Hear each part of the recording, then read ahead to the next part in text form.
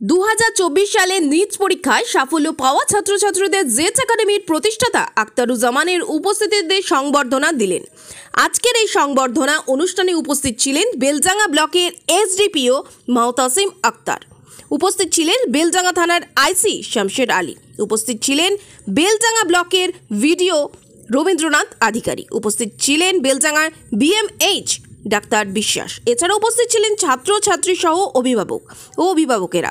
সকলে উপস্থিতিতে 7 জন ছাত্রছাত্রীকে বিশেষ সম্মানে ভূষিত করলেন বিশিষ্টজনেরা। 2020 সাল থেকেই পথ চলা শুরু করে জেচ একাডেমি। এরই মধ্যে 2023 ও 2024 সালে নেট পরীক্ষায় ভালো ফল করেছে জেচ একাডেমির ছাত্রছাত্রীরা, আর এরই ফলস্বরূপ আজকের এই বিশাল সংবর্ধনা অনুষ্ঠান। শামীম আক্তারের রিপোর্ট, ডোমকল এমকে টিভি।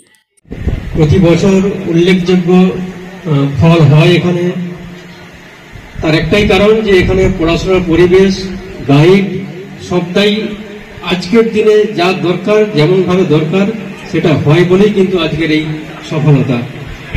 শেষ করার আগে যারা সাকসেসফুল এখানে আছেন তাদেরকে মেনি মেনি থ্যাঙ্কস। আমাদের পুলিশ পক্ষ থেকে, বেলডাঙ্গা থানার পক্ষ থেকে, মুর্শিদাবাদ জেলা পুলিশের তরফ থেকে তোমাদেরকে যতগুলো অ্যাসিস্ট্যান্স, যত তোমাদের হেল্প লাগবে পার্সোনাল লেভেলে, ন্যাশনাল লেভেলে আমি আছি, আমাদের আইসি সাহেব আছেন, তো আমাদের তরফ থেকে all sorts of help and cooperation will be given to you. We are most welcome to help you in any sort, any form, and once again all the best for your future. আমি পেরেছি, তোমরাও পারবে। ঠিক আছে, এটা হাজার হাতের পরিমাণ। জামান সাহেব একটা স্বপ্ন নিয়ে এখানে এসেছে, শুরু করেছেন পথ চলা 2020 থেকে আজকে 24। তার মাঝেই তোমরা দেখতে পাচ্ছ তার স্বপ্ন অলরেডি বাস্তবায়িত করতে শুরু করেছে, ডক্টর তৈরি হওয়া শুরু হয়ে গেছে। এরপর প্রচুর স্টুডেন্ট আছে, আশা করছি আগামী দিন তোমরা এখান থেকে নিজের নিজের যা স্বপ্ন নিয়ে এসছো, ডক্টর হওয়ার বা আরো যা যা স্বপ্ন আছে, সমস্ত কিছু নিয়ে তোমাদের সেই স্বপ্নগুলো বাস্তবায়িত হোক। আমি প্রথম ভেবেছিলাম অনেক জ্ঞান দেবো তোমাদের, কিন্তু দেখলাম তোমরা যে একটা কোরাস করলে, যে একটা প্রোগ্রাম করলে, তাতে যেসব লাইন যেগুলো ইউজ করলে তাতে আমি বরঞ্চ ইন্সপায়ার্ড হয়ে গেলাম। আরে তোমাদের ভেবেছিলাম ইন্সপায়ার করবো, আমি দেখলাম you are already seasoned, you are matured enough. তোমরা কি করে লাইফকে হ্যান্ডেল করতে হয়, I don't need to explain that. তুমি ইউ আর তোমরা ম্যাচিউরড এনাফ। জাস্ট এটাই বলি, নিজের স্বাস্থ্যর দিকে খেয়াল রাখতে হবে। ডাক্তারবাবুরা নিজের স্বাস্থ্য যদি ভালো না থাকে, এখানে দেখছি রোগা ফটকা অনেক মেয়েরা আছে, স্টুডেন্টরা আছে, ভালো করে খাওয়া দাওয়া করো, নিজের স্বাস্থ্য ঠিক রাখো, দেখবে সমস্ত কিছু বাধা অতিক্রম করে যাচ্ছ তোমরা।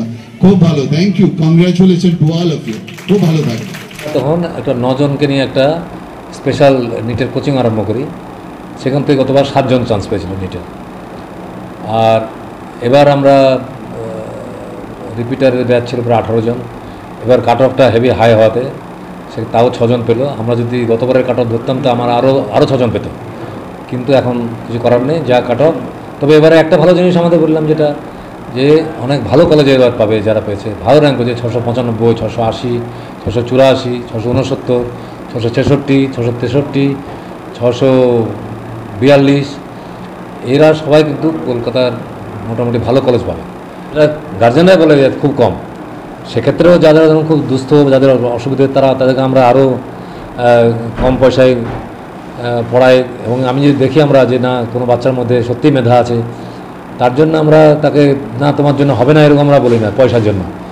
তার পয়সা থাক না থাক, আমি যদি বুঝি যে এই বাচ্চাটার মধ্যে একটা মেধা আছে, তার প্রমাণ আপনি আজকে দেখলেন যে 695 পেয়ে যে মেয়েটি, তাকে আমি এখানে 1 পয়সা নিইনি, পুরো ফ্রি পড়েছিলাম, কিন্তু আমি দেখেছিলাম ওই বাচ্চাটা পারবে। ওই যে অর্পণ শাহকে দেখলেন, ওকে আমি পয়সা নিই, কারণ আমি জানি ও পার। ওই রিমাকে দেখলেন, ওদের আমি পয়সা নিই। পিছিয়ে পড়া এই জন্য যে এখানে কোনো ইন্ডাস্ট্রি নেই, এটা কৃষি নির্ভর জায়গা বলে। আদারওয়াইজ আমি এখন যেটা দেখতে পাই, আজকে আমার শুধু একাডেমি নয়, আপনি প্রচুর এরকম গার্লসদের জন্য আবাসিক যে খুলেছে, মুসলিম মেয়েরা বেশি পড়ে। আপনি দেখুন বাবা মারা কিন্তু এত শিক্ষিত, নিজে শিক্ষিত নয়, অত পয়সাও নেই, কিন্তু আজকে মেয়েদের কিন্তু শিক্ষিত করছে এবং প্রফেশনাল লাইনে নিজেদের শিক্ষিত, শুধু নর্মাল পড়াশোনা নয়। তো ওই জন্য পিছিয়ে পড়া যে শিক্ষার দিকে নজর নেই, এটা ভুল ধারণা। আমি বলবো মুর্শিদাবাদ অন্য ডিস্ট্রিক্টের তুলনায় লেখাপড়ার দিক দিয়ে বাবা মারা কিন্তু অনেক সচেতন এবং যেভাবে এগিয়ে নিয়ে যাচ্ছে, আগামী দিনে আমি বলতে পারি মুর্শিদাবাদ অনেক উন্নতি করবে এইসব দিক দিয়ে অন্য জেলার চেয়ে। আমার নাম মোহাম্মদ আখতারুজ্জামান, আমি জেড একাডেমি সিইও প্রতিষ্ঠাতা এবং আমার